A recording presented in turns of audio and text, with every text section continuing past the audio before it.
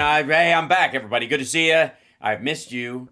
It's been a crazy week. All you really need to know is my kid is getting straight A's. That's pretty much it. And then all of his teachers want him to be in honors programs next year, which I might need another paternity test just to check because that seems so antithetical to who I am as a person. Also, waiting in the wings is our dear friend Boston Brian, but I want to take a moment, a personal privilege, to say rest in peace, Ace Frehley.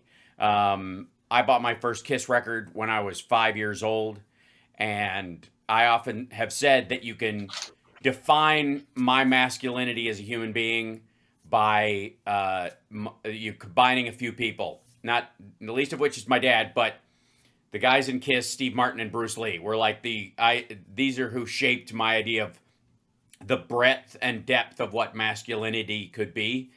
And Ace's guitar playing and his style, and especially when I was a kid, oh my God, like, when he took the makeup off, I was like, holy shit, Lily Tomlin is in Kiss.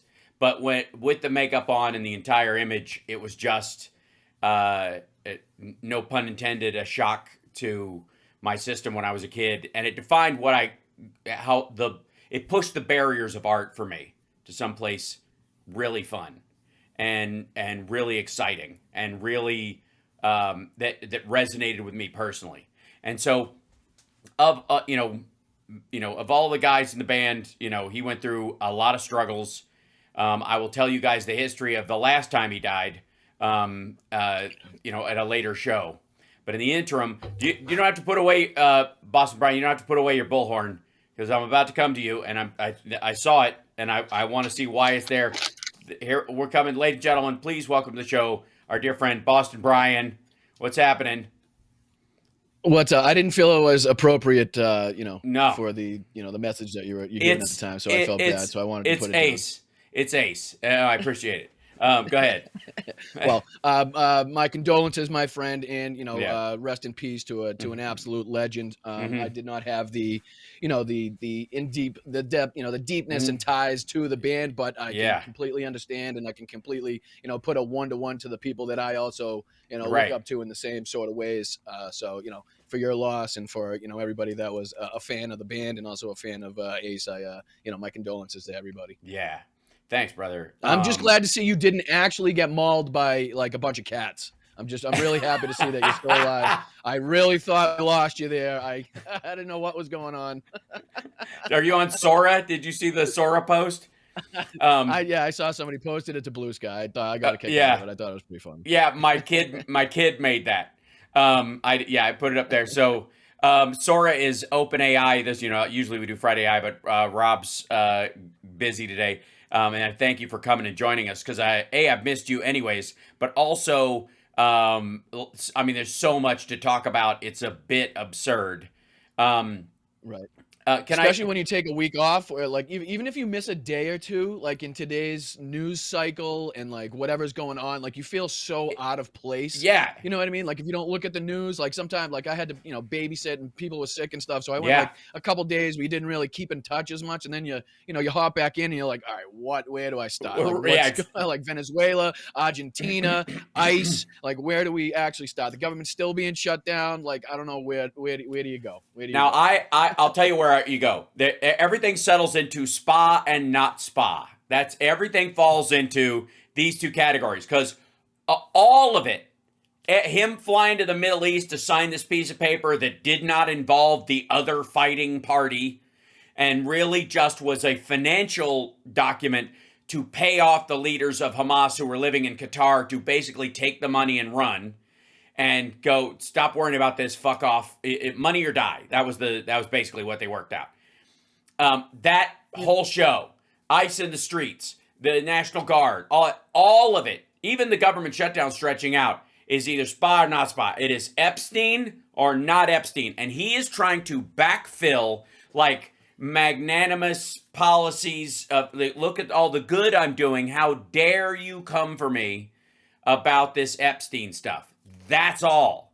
I'm telling you, because it's going to happen anyways. And this is going to be his defense. I solved 15 wars. It'll be, like by the time he like starts talking about this shit, it's going to be like, I could say 8 wars. I solved 9 wars. If I've done 10 wars, I've done 15 wars and you guys won't forgive me. It's 20 wars now. How many countries are there again? Yeah, I solved right. them all. All of them. Oh, good. Yeah. But the problem is he's kind of got us by the balls because like a lot of the things that he's doing is putting so many people in danger or could potentially, lead to something so catastrophic and dangerous that you have no choice but to pay attention to it, call it out, look at what's going on. Oh, so yeah. No, I'm has us, looking left while he's trying to play to the right. Yeah, what I mean? No, I'm not saying ignore it. I'm saying each of these things does matter, but why he's doing it, all this stuff, even the trouble that he's causing, like sending federal troops in, all that kind of stuff, pretending it's the end, like the cities are burning down and that he's got to like he's sending a line of soldiers to surround the city like it's under siege. This is so fucking lame. But the reason he's doing all of these things, and I think what it is like an ornament you can hang on all the criticisms, is he's causing all this trouble and this shitstorm just so that he can hide from Epstein. This one, same thing, just so they even the Russia, the Gaza, quote unquote, peace plan. He got, I think in total now he's gotten out, 30 live hostages, round number, I'm guessing. The rest of them were gotten out under Biden. Everybody seems to have forgotten that, right? But what the rest of it is nuts. Like it's the idea that that Hamas is slaughtering people in the streets, both from like competing factions and anybody who stands up to them right now. They rolled into an area in ambulances, 8 ambulances with guys with guns in them, pulled into an area, slaughtered people, like shot them in the street. I don't know if you've seen that footage. But I've seen a couple of things, and I've seen it's going back and forth with like what's actually going on. Some people are claiming it's because they collaborated with Israel. Others are claiming it's because they were actually the ones being paid, the gangs being paid by Israel, and they were the ones that actually stole some of the aid trucks and were stealing from some of the starving kids. Yeah, no, this is the same thing that Donald Trump came out and said he didn't care about, like he didn't mind because they were bad people. Now all of a sudden he's putting out on Truth Social that if Hamas doesn't stop, that he's going to allow Israel and others to go back in and kill them. Right. But, I mean, this whole thing has been a farce to begin with. Right at this point, right now, it's like you just mentioned. It's gone. He's done no more and even less than Joe Biden had accomplished. Right. And again, like I hate to say, like even a week ago, as small as my podcast is, and is the reach that I don't have, like a week and a half ago, I stumbled upon an article and it seemed to come to fruition where it was kind of proving that all of this was a joke to begin with, because when you're reading that Israel and the United States intelligence were well aware that Hamas was wholly unable and it was impossible for them to get all of the deceased hostages, the bodies back, because they don't know where all of them are. A lot of them are buried in rubble. I mean, it's impossible to get a body back that you cannot find, right? Yeah. And that was known by not only Israel, but also the United States intelligence agencies. Yet, this was put into place where they knew they were forcing Hamas to give back all of the bodies, knowing that it was not a possibility. Now, that in that article had one line where it said that, pay attention to this because this could be used further on down the road as justification by Israel and the United States to say that Hamas isn't living up to their end of the bargain. I know there's other things going on, which just points to the fact that this whole peace, ceasefire, peace deal is a joke, and the victory lap that they're doing is absolutely a joke as well. Right. And Trump's insane, like, eternal peace horse shit is just so, like, such a fucking fever dream that I know he's trying to have his, like, majestic, before he leaves the stage, he's trying to have, like, this kind of messianic moment. I half expect him to take a trip to the temple on the mount and declare himself God at this point. Just go all Antichrist at this point. Peter Thiel's expecting it, so why not? Maybe that's what he's paying you for. But he's just going to make himself look even stupider and even more incompetent when this thing inevitably kicks back off. Or since we've seen where, Hamas is taking matters into its own hands and governing over there. We've seen Israel has killed at least 6 Palestinians, claiming that they were, attempting to cross over into some yellow zone, but that was disputed again. We've got back and forth reports of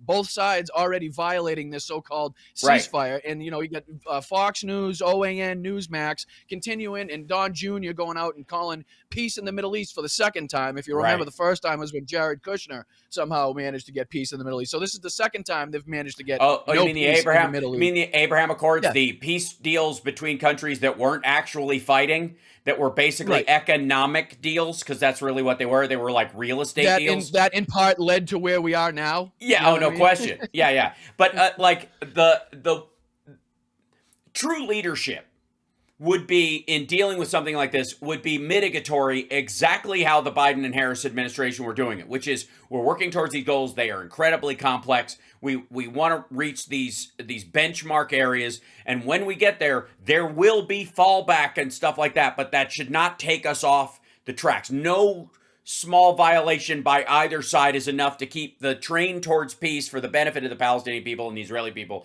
moving in the right direction. Trump's whole thing about like, well, I've achieved peace in the Middle East, magical. And if anybody messes up my peace in the Middle East, I will kill them. Like, is so fucking stupid. As a leader, it would be prudent upon you to mitigate the expectations, especially in circumstances when we're dealing with an incredibly where the details are all over the place. Right. We're dealing with a country who has reneged on more fucking ceasefires and peace deals, talking about Israel than I don't know, a lot that we could point to. So it's not like these two countries have a history of going and doing what they say they're going to do afterwards. You know what I mean? Right. So it's like you would be smart to mitigate the expectations just in case. That way you don't inevitably look like an asshole claiming that you've solved this 3,000-year-old problem, and then 2 days later we're reporting on more people being killed, people being shot in the streets, aid already being threatened. Israel's already threatening to stop aid, which is again a war crime. You cannot threaten to starve people because the government or the militia that you're fighting is not acting the way you want them to act. That's just not how things work. Right. That's not how it's written in the Geneva Convention. That's not why we have international law or the rules of war. That's just not. I mean, the way that's been normalized is out of control as well. Like, you can't just say, okay, they aren't agreeing to the ceasefire, so I'm just going to starve people. Like, that's just, it's ridiculous that we're in that position right now. Right. The whole thing is a joke.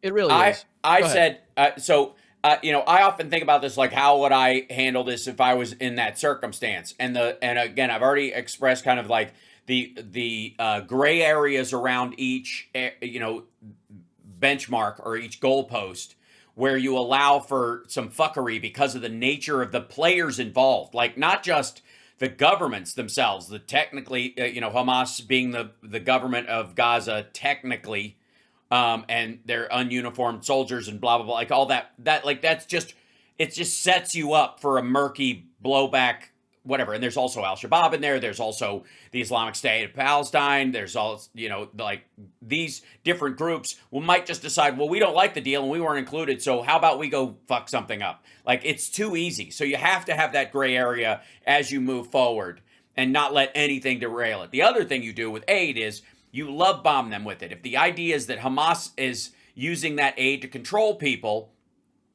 then that means there's just enough. What you do is you dump too much food into the area where no one can leverage it. If they wanted to store it, they couldn't. If they wanted to capture it all, they couldn't. That there, you know how many people are in there, their caloric needs, triple it. And that in and of itself would solve the problem without a shot fired of Hamas controlling the aid in the area or running it off. They don't have the personnel to do it. You overwhelm that requires a soul and a brain, because you're an intelligent person with a soul that cares about human beings. Unfortunately, none of those exist in the government of Israel. And we already have Katz, and we already have Smotrich talking about the IDF getting sent back in to destroy the rest of the tunnels, which isn't in the agreement, I'll add. We already have a bunch of Israeli officials and ministers talking about how we're damn sure going to have Israeli that was part of it. I got to tell you, that's not new though. That I guarantee that was in the discussions that Kushner had, because you can't build a fancy hotel destroying the tunnels. You can't, I'll tell you why. No, it's part of the deal. It is part Yes. of the deal. It's actually number 13 in the peace deal, but it's not part of the deal that the IDF is going Right. to do it. The whole point of the withdrawal of the IDF is to keep the IDF and the Israeli fucking forces out of that territory, out of that place. So it makes no sense to withdraw just to say we're going to send our troops back in to destroy the tunnels. Look at the fucking place. Yeah. You didn't destroy all the tunnels while you were there. What tunnels did you miss? I'm sorry. If you missed any tunnels, that's on you. I'm sorry. But you don't get to just send your forces back in to say, oh, we missed a few. You know what I mean? That's not how it's written in the fucking deal. That's not how it should happen. Look, how it's written in the deal, I don't take seriously at all because it's basically a fucking memo. And again, only one party was there to sign it. Anybody can do whatever they want. Exactly. Anybody can do whatever they want. Exactly. Hence the problem. And so what I will say is that I don't think it's that we're gonna, they're gonna go send the IDF in to take care of the tunnels because the Israeli military wants to take pot shots at people. It's much more. It's worse than that. They want to send either the Israeli or the Qatari or the fucking Egyptians, whoever's going to go in there to blow up the rest of the tunnels and stuff, because you have to settle the ground and so you can build Trump Tower Gaza. That's been kind of like they are going to rehab that area in sections, and then they know there will be pop-offs where they can basically salami slice their way through it. And that's what Russia intended to do once they didn't make it to Kyiv.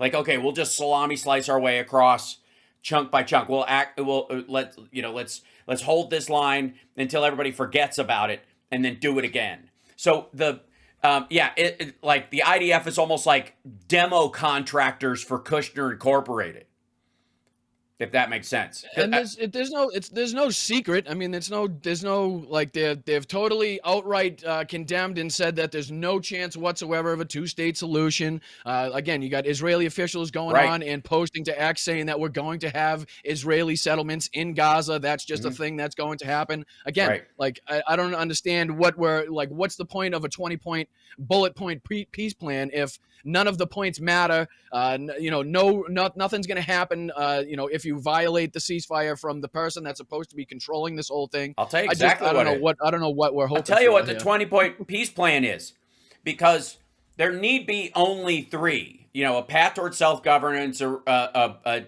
disarmament, or Hamas leaving, and another body taking over. The reason they have 20 is because maggots will glaze over. 20 sounds complicated. 20 sounds like it's thought through. 20 sounds like they're thinking of everything, and they're fucking not. And the point is that those 20 are a veneer for 3. Broom everybody out, ethnic cleansing effectively, and rebuild the place. And the only Arabs that are allowed back in are not, by and large, the Palestinians in Gaza who have been there the whole time. They will be effectively the workforce for either the Qatari or Saudi forces that'll eventually build up to run the place as the Palestinian technocrats, as the Arab technocrats that will run it on behalf of the Board of Peace, which is, we used to go off on the fucking Patriot Act as almost like the, pegging the needle in Orwellian speak, right? And the Board of Peace has got to be the most fucking embarrassing, stupid thing, but he's doing it because from a marketing standpoint, and again, I look at all this shit because Trump is not a leader. He's a flim-flam man. He's a used car salesman. He doesn't even sell worthwhile things. He sells bullshit, and by the time you've driven it off the lot, it's no longer his fucking problem. And if you come back to complain, you're going to talk to a middle manager, not him. That was them, right? That's the whole, he was basically a Democrat who got me coffee. He came very highly recommended. That's so he can jettison these fuckers whenever the stuff doesn't work out. And Jared's side of this will always work out because he's sitting on $3 billion in a relationship with the Saudis. And at some point, the Iranians, the Sunni Shia fight that has kept that whole region imbalanced forever, is going to have to either work itself to a stalemate, or the burn will continue to the point where no one is concerned with the Middle East ever again. Like that's where Trump is like when he talks about it, he wants to like put it on hold. That's why I keep saying eternal peace too, is because it's done. We did all we could, and I made eternal peace. They fucked it up. Like, it's the stupidest shit. But it gives him that ability to go, I came up with a 20-point plan, I did everything, and I gave them what they wanted, and whatever. You guys do what you're going to do. And it's basically every whining moment that Netanyahu has had in the last year, especially since January, especially, where he wants to do more or whatever. I feel like to some degree it's been an act. I feel like they agreed on this, shook hands on it early. Like, look, you're going to not like what I'm going to do, and I'll not like what you're. It's wrestling. It's fucking wrestling. Well, So I mean, yeah. just like his so-called, like, off the top of my head, asking for a pardon for Benjamin Netanyahu his little speech at the Knesset, right? Like, that was absolutely pre-planned. That was absolutely, talked about beforehand. That wasn't some spur of the moment, spontaneous thing that he asked for. And you can tell because we went back on the show and we replayed the interview that he was giving on Air Force One after, and he was questioned about that. Like, did you talk beforehand about that? And he said, no, I actually told him I wasn't going to say it. So clearly they had a discussion about what he was going to talk about. Oh, yeah. And of course he's lying when he says he wasn't going to talk about it. Of course. Something stinks about this, though. Something really stinks. And I still truly believe that this whole thing is about like tacit permission for Israel to go in and, quote unquote, finish the job.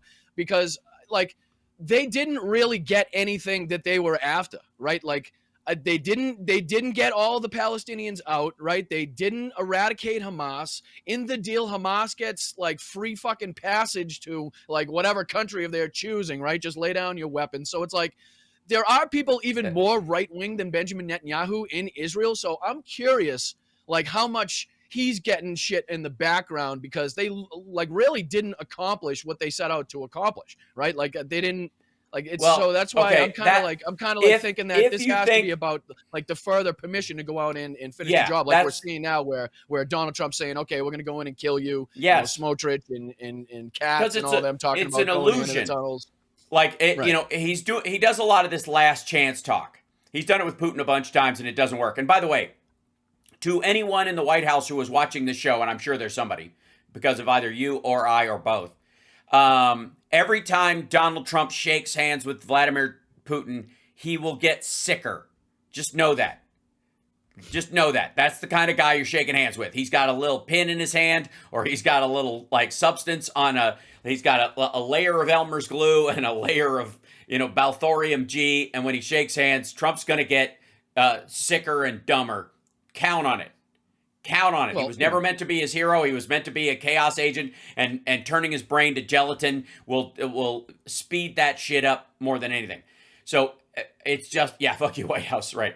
But in speaking of being led around by the nose by dictators, though, I mean, you can talk about how Trump just had his phone call with Putin, and now he's kind of changed his tune on the Tomahawk thing real quick. He seems like one phone call with Putin, and now these Tomahawk missiles that he was thinking about sending, a small amount. I think the report was 20 to 50 out of our 4,150 that we have. But still, 20 to 50 is 20 to 50 more than the Ukrainians have now. So it would definitely be help. But now he was questioned about it after his phone call, and he seems to have changed his tune real quick. Now all of a sudden the United States needs those for Venezuelan fishing boats, I guess. Yeah, exactly. Who, by the way, there were survivors on one of the boats. A new report coming out that one of the boats that was hit, there were survivors, and no information about what happened to them. Did they get picked up? Did you just let them drown? Did you just watch? What? And nobody, because there's so few details. We'll get to the Venezuelan part of this as well. And before we do, I want to remind everybody, Boss Brian has great shows and a great channel, and you should subscribe to it. Period. End of story.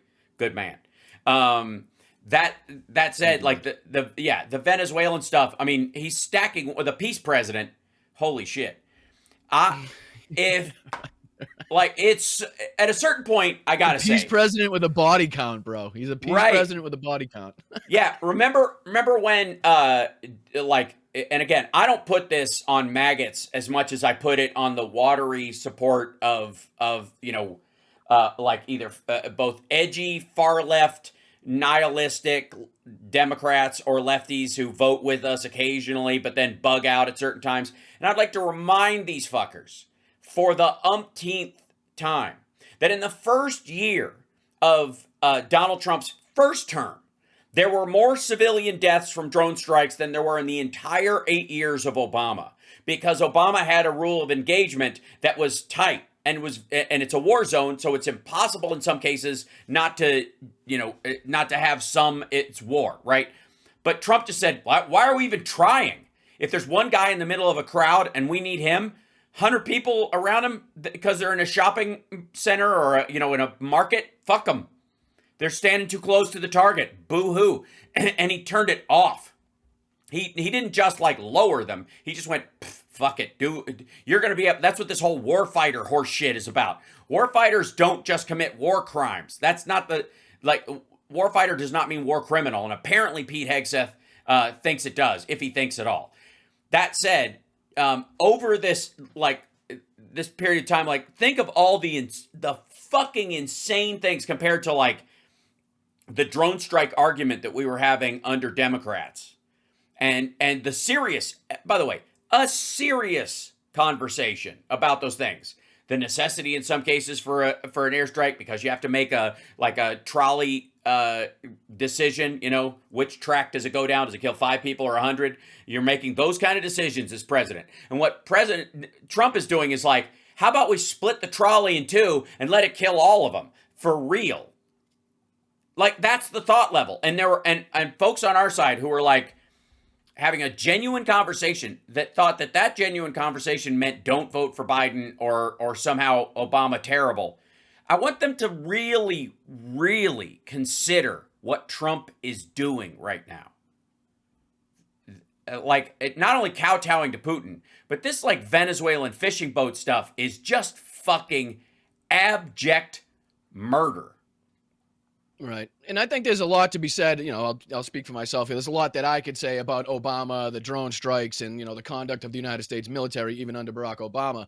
But that being said, to have Donald Trump step in and, exponentially increase the death, exponentially increase what we were already discussing as, possibly being over the line anyway, just goes to show how egregious he was with these strikes. And now, even in his first, several months in his second term, he's already launched more airstrikes than Biden did in his full 4-year term. So, I mean, it's not like he's quelled this. It's not like he's quieted down. It's not like he's changed his policy on drone strikes or killing, innocent civilians or anything like that. And again, this could be easily quelled. This could be easily stopped by any one of the agencies involved by just naming some of the whatever gang, giving some information that they could come out with that would be okay, this is the information that we can release to you that gives us, credible fucking evidence. And even then, it's still not. But they're not even going that. They're not even going that far, right? They don't have to. Absolutely nothing.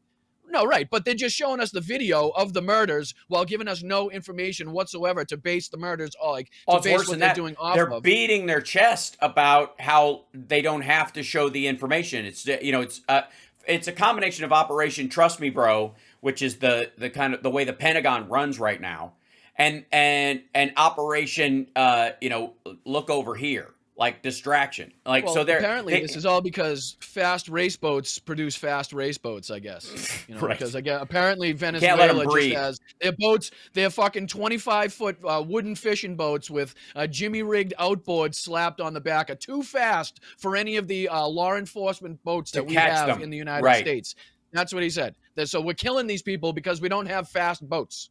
So again, I guess we need to increase our genealogy of race boats so we can start producing faster race boats, I guess. All right, this is where we find out that he's got a buddy who makes speedboats. Yes, and he's like Sea-Doo. Yeah, right. And they're gonna send like Chuck Norris and which one was it? One of the Chuck Norris movies. They were riding Sea-Doos. The seals. Remember when Sea-Doos first came out? Maybe you don't because you're a young boy.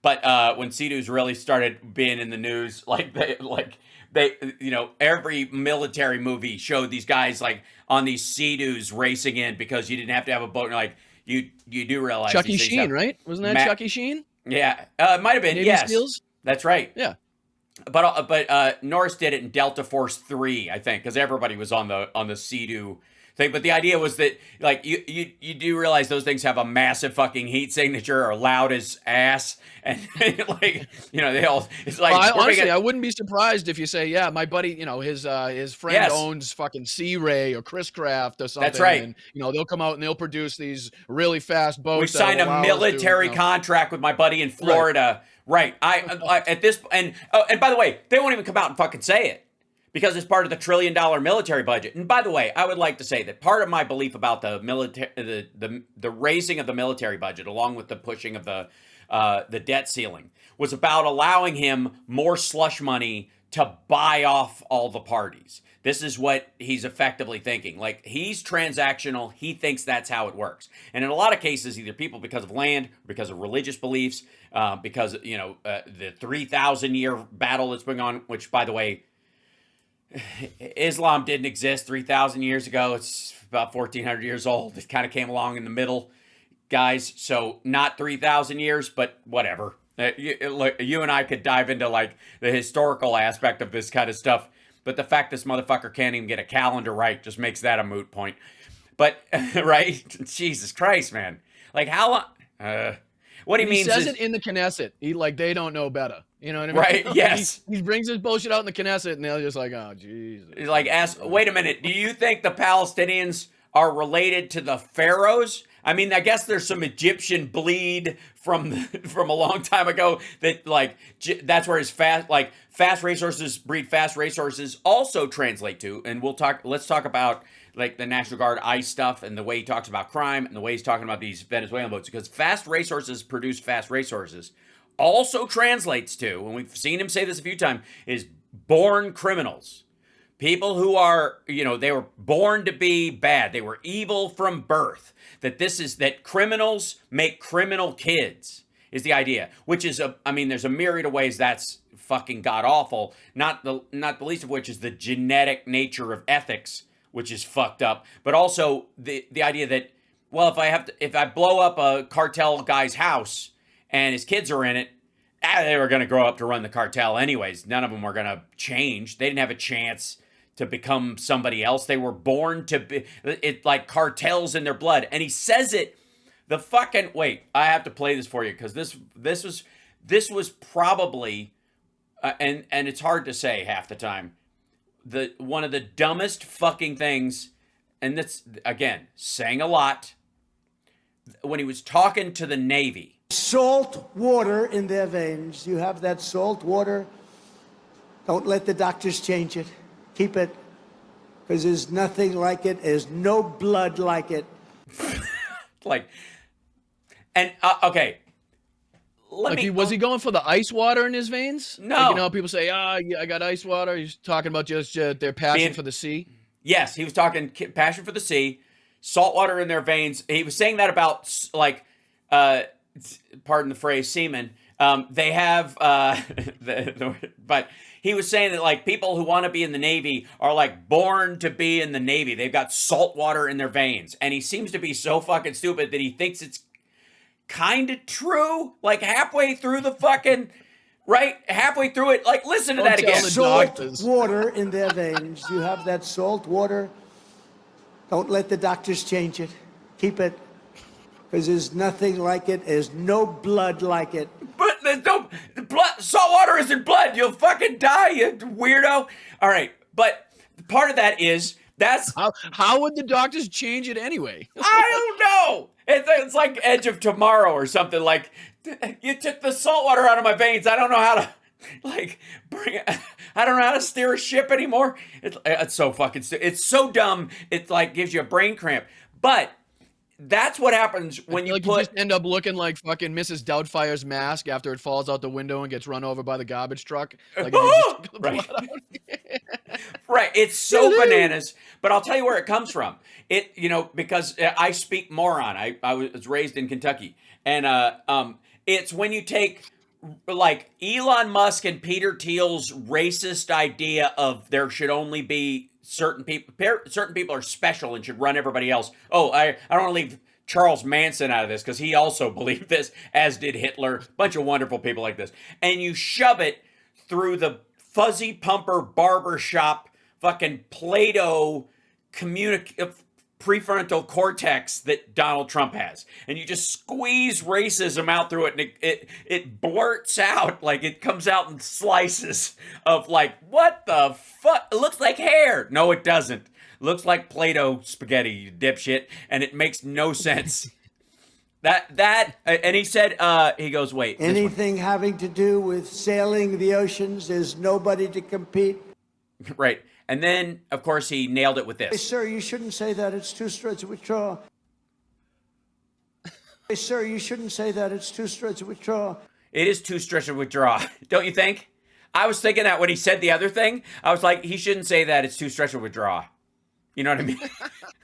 Like, okay, so that's what I'm talking about, in that, like, they are bum rushing his legacy because they think he's dying. Either they know he is or they think he is. Everybody around him, JD Vance and all these fucking guys, they want him to take the heat for all the shit that they either don't want to do or they want to put a pin in. Right? How dare you question, it's like Charlie Kirk was a dry run. How dare you question what Trump tried to do? He's dead. Like, that seems like what they're setting up.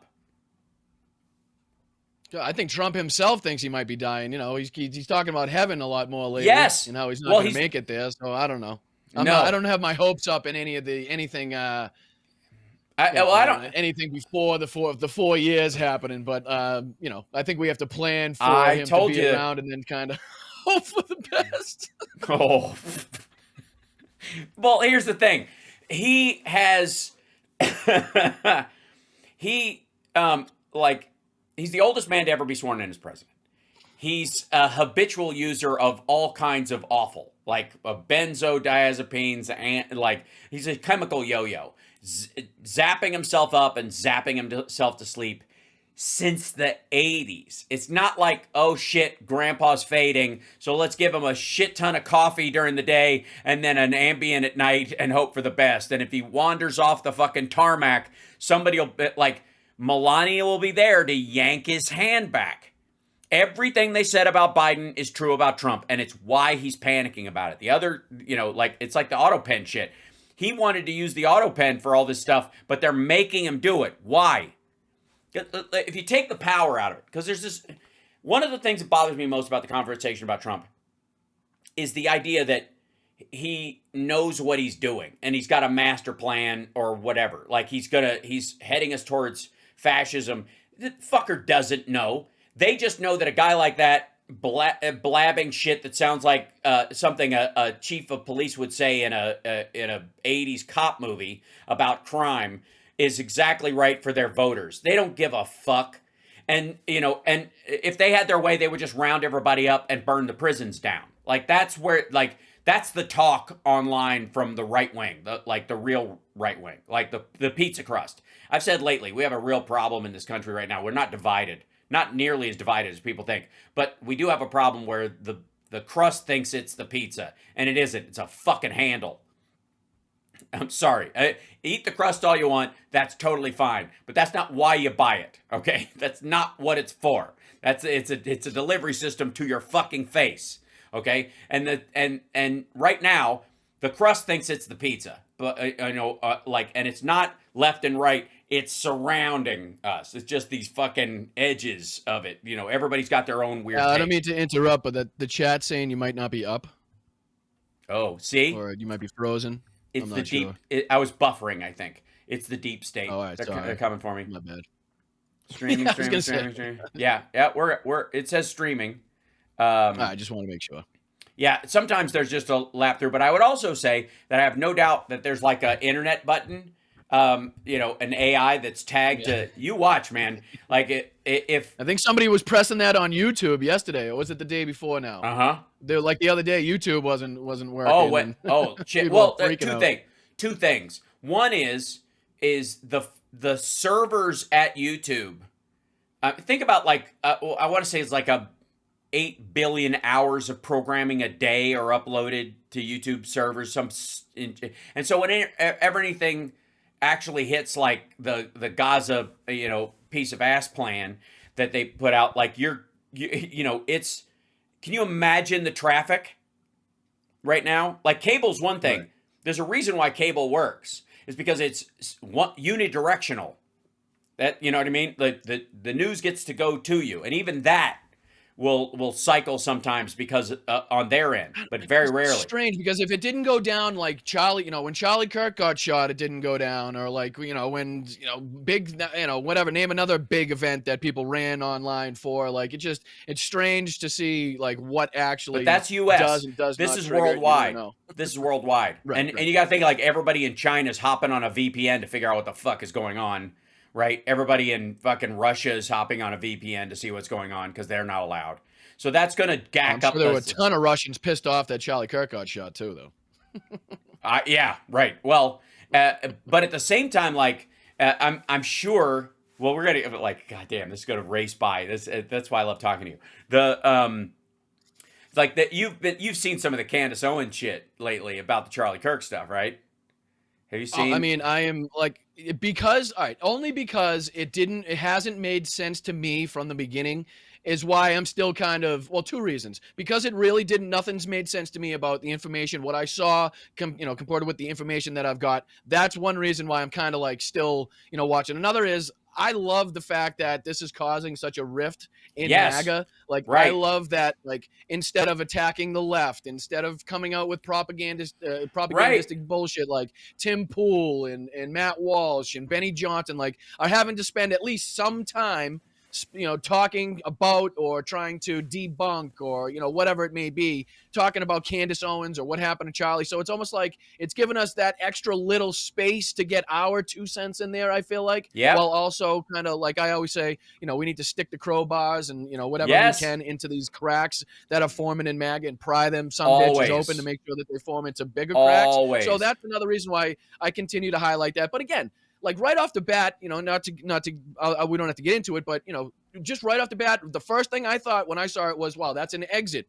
Like that was an exit, right? Thinking like the shot must have came from the left or something. Mm-hmm. You know what I mean? So it's like, and then everything we've heard that, from the gun being dismantled, the time. So we don't have to get into it, but it's just nothing's really made sense to anybody. It doesn't matter if you're on the left. I mean, I've seen Mm-hmm. law enforcement videos, people from ex-military, people that are non-political. Oh yeah. Have no political affiliation, being like, okay, this does not add up. Like nothing is adding up here. Like what's going on with Kash Patel, Pam Bondi, all this, like. I love that. So it's that's good my favorite part. Good to pry open the crack. It's hard, when we're drinking from the fire hose of news, there's so much. But my favorite part is starting with the July memo about Epstein.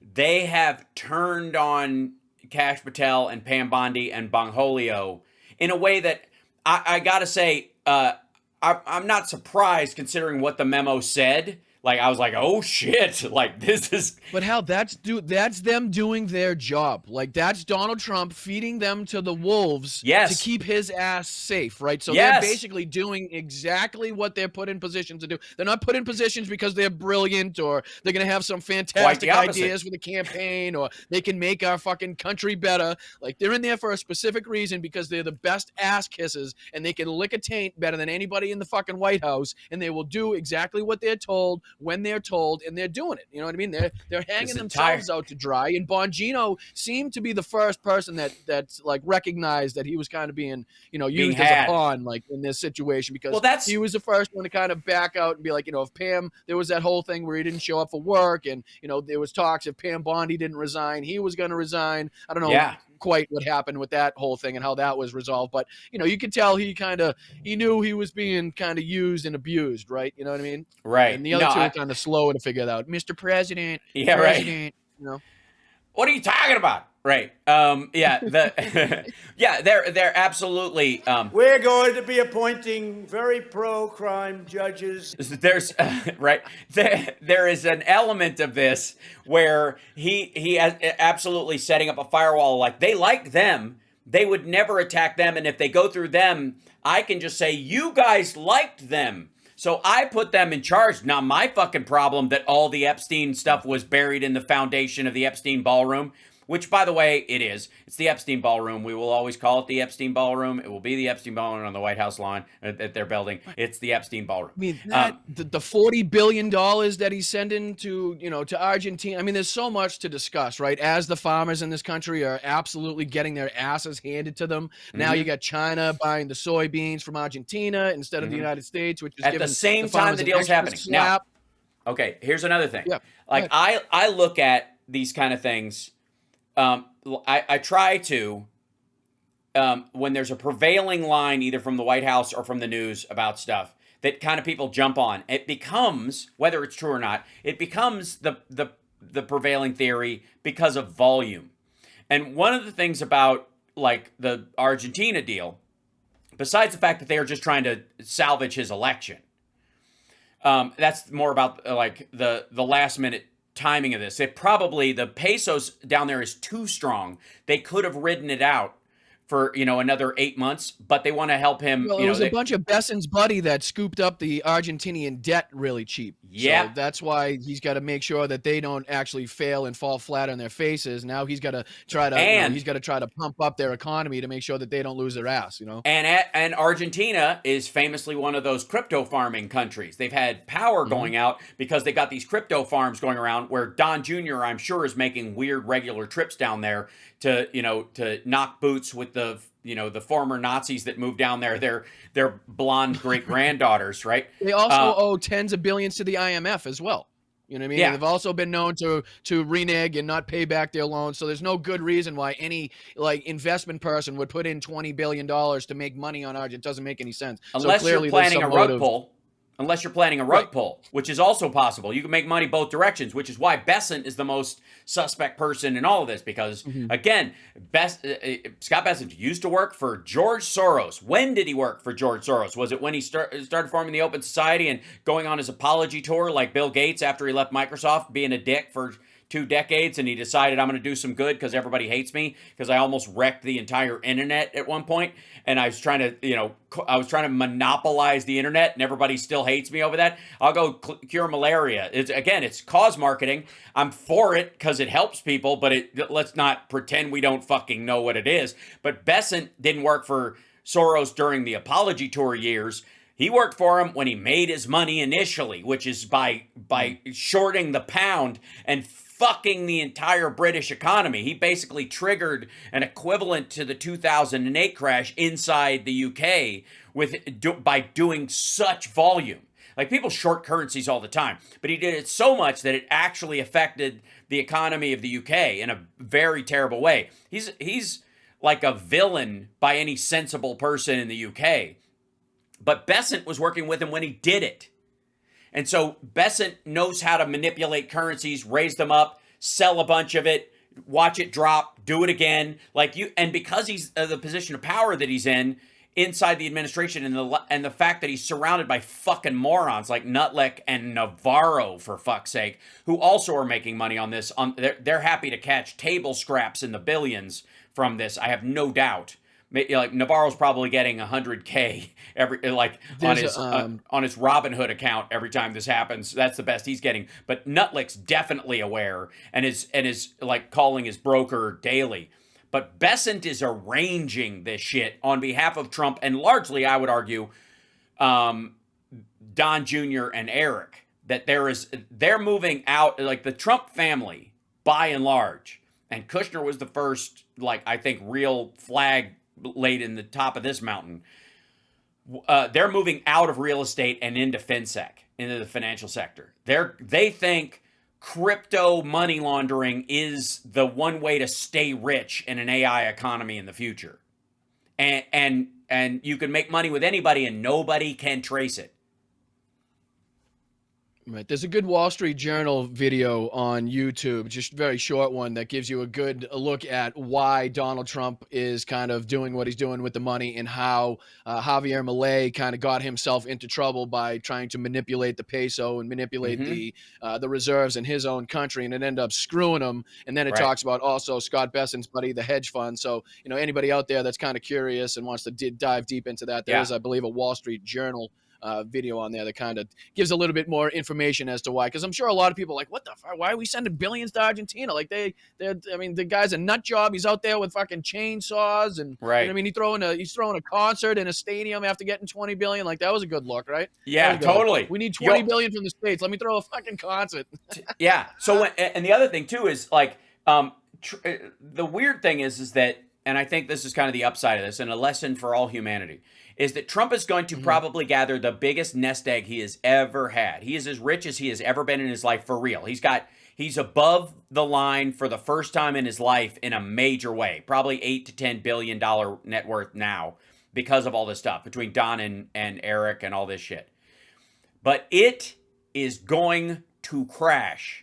It is going to collapse because they're too stupid to run it, and there are too many really fucking dangerous, smart people out there that want those resources. So as soon as Donald Trump is not in charge anymore, that whole family, minus, I would say, Jared and Ivanka, who have feathered their nest separate from that, there will be places in the world they can't travel for their own physical safety, I think, in the Middle East especially. But everywhere else in the world, they'll be surrounded by an army of fucking, former, whatever, ex or she Blackwater guys.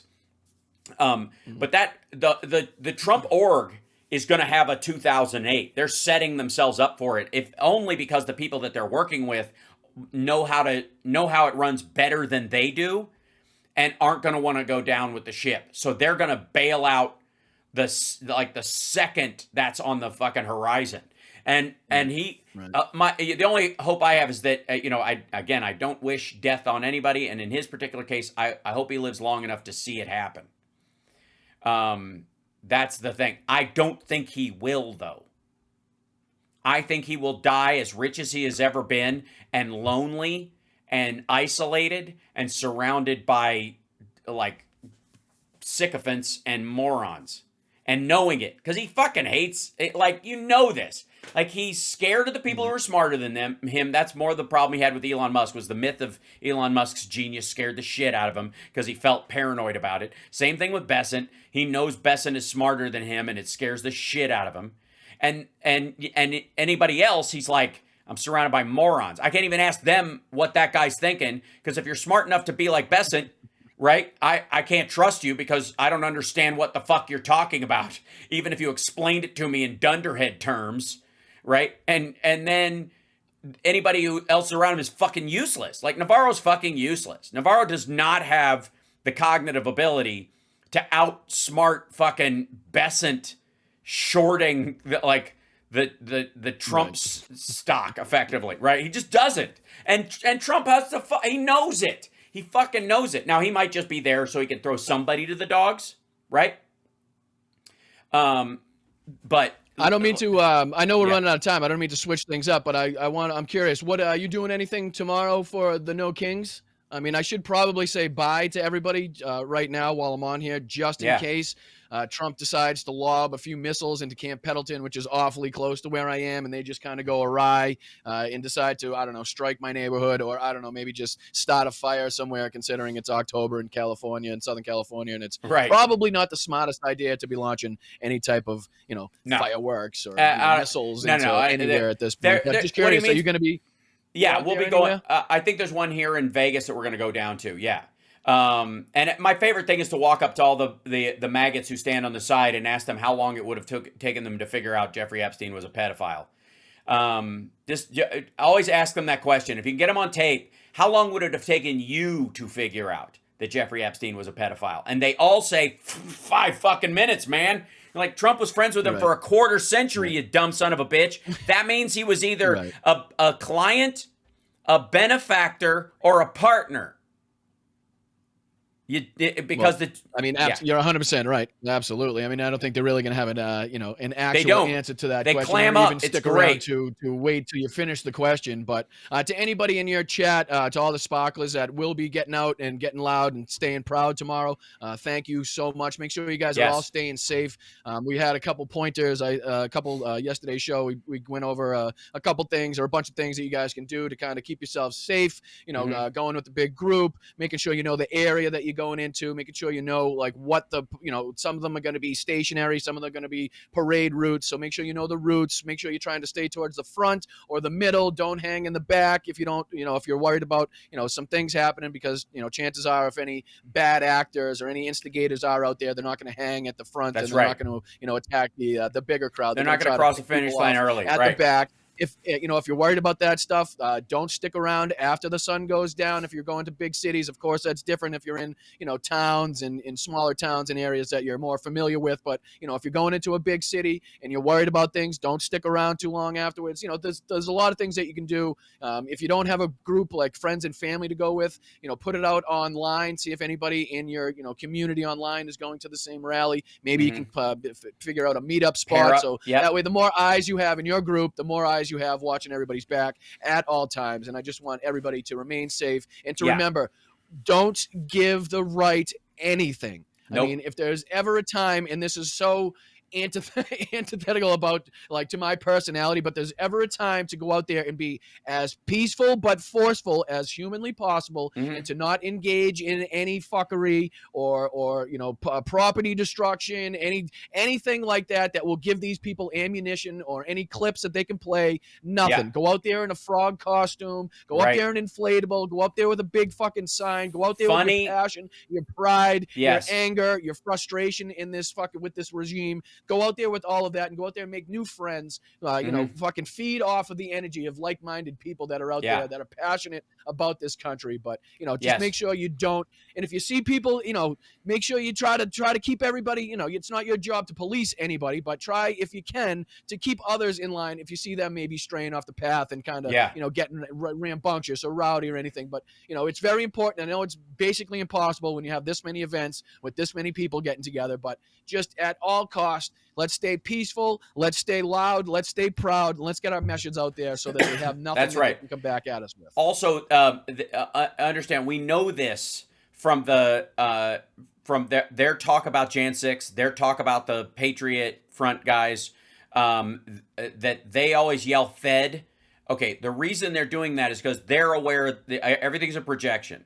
That these guys, and I don't think they're going to be feds, that's not my point, is that these guys are all about agents provocateur. That's where Paul Manafort joining the Trump administration, or the campaign, and then hanging around afterward. That's what he was brought in for, is because you start these things and you go, see, there's crime in the streets. We've got to put these people down. And then you get to appear like there's tough on crime. There's a point where if I really put on my tinfoil hat, I would say that Trump's foreign buddies help create more violent crime in the United States by paying certain people to kill people just in gang wars and other kind of stuff. You can jack up the fucking crime and say, see, crime is terrible. We have to bring it down, and only tough guys can do it. And so don't fall into that. They will attempt that. The other thing I would say is funny signs. A single silly song did more to bring down the king than did all the protestations of the bishops. And that has never been more true today. I had a revelation when I was talking to my son, because he's incredibly smart, about how why we haven't made more headway with people about like climate change, for example, on the right. And it's because we feel shame about damage to the environment. I do. I think you do. I think most people do. That they, if people even feel bad about still driving a gas car, those kind of things. Like if you feel that, that means that you have the empathy and the capability of feeling shame about the environment. You cannot address these people as if they will feel shame about the environment. If you want them to care about, you have two options. You can embarrass them, make them feel stupid for clinging to old technology like they're a fucking, Amish Luddite or whatever. If you still want to burn a, liquid dinosaur, right? That's how you mock them. Or you have to inspire them to innovate. That's the only other angle that those people operate in. Either fix the problem through innovation, or step aside because you're clinging to the old. And those two things are the only thing that work with them. They don't work with us because we don't need that to work with us, right? We're motivated because we care. They don't care. And I would argue that that's the thing about embarrassment and shame. If they're incapable of feeling shame, you cannot shame them into doing anything. That's and I feel like that will work with ICE too. I mean, just think of how stupid you'd feel if you're out there in riot gear with a loaded fucking AR-15, that's right, staring at a fucking inflatable frog, or a group of really peaceful people. Right, and Portland police, Chicago police, like the mayors in all these cities, when those like National Guard are put around ICE facilities or whatever, back the perimeter up blocks away from it. Just do it. Don't let them get that close, because that's the footage that these guys want, and they will jumpstart this footage on purpose. So back everybody up so that the only footage they get of the National Guard is them standing around in an empty parking lot. That's how you handle it. It's not how we wish we had to handle it. It's not how, best case scenario, people should be able to stand there right at the line and tell them what they think and all that and protest or whatever. But it's not going to be effective to these folks, because what they want is the footage of these confrontations. And so don't give it to them. That's why the frog suits work so well. That's why silly signs work so well. And that's why you have to be away from them. If you're going to protest, don't protest at the site. Go down and do a real protest at a federal building or a city hall that has no relation to where those guys are standing. Someplace else. Do it in a park. That's why Occupy Wall Street worked to some degree in that regard, because they had a right to be. They didn't stand in front of a bank and block it. They didn't surround the fucking Fed.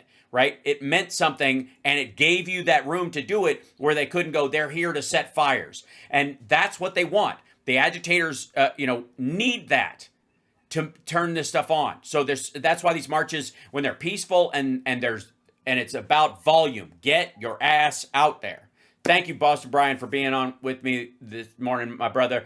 It's too long between these things. I'm coming in for the next jam will be Halloween, and I'm probably going to dress as Ace Frehley at this point. Very possibly, bless his heart.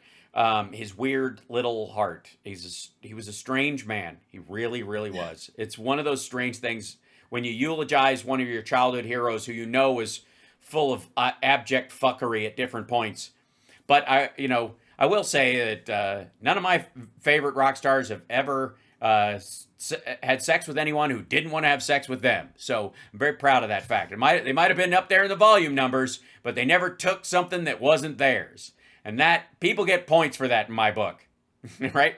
Well, I'm not gonna I always appreciate your time, my brother. I really, really do. I thank you for having me on. We got to make sure it's not so long in between the times that I get to go on here and talk to you, because it's just too much to get in an hour, and we end up kind of breezing through some important stuff, trying to get to all of it. But can I make one last plea to the sparklers, if I may? Yes. So if I may, I would like to do my best to try to get the sparkler community to join the blunt politics community. I know a ton of you are in there already. I'd like to do my best to try to win over the rest of the crowd. Yes. I've done my absolute best to not step on anybody's toes, so it doesn't interrupt with Hal's show. So you can watch us both. I promise. I made sure. There's one day, but that's only because I do that with this space, and it has nothing to do with really mine. I do an hour show on Wednesday. I apologize about that, but it's how it is. But that's how it's got to be. Would like to, we're on Sundays, Tuesdays, Wednesdays, and Thursdays, and I would just ask you guys to just give me a shot if you'd like to come over. Hear me out. Beautiful. If you like what you're hearing, if you like what you're seeing, hit me with a subscription. If not, you can pop right back over to Hal. But we're trying to grow the community, because it's a struggle. It really is. It's not easy. It really it is not. So, it's taken me a long time, and I'm very proud of the community we built, but it takes work. It absolutely does. You're awesome, my brother. I'll talk to you soon. All right, thank you guys. I appreciate you, man. Thanks so much. Later, okay, cheers.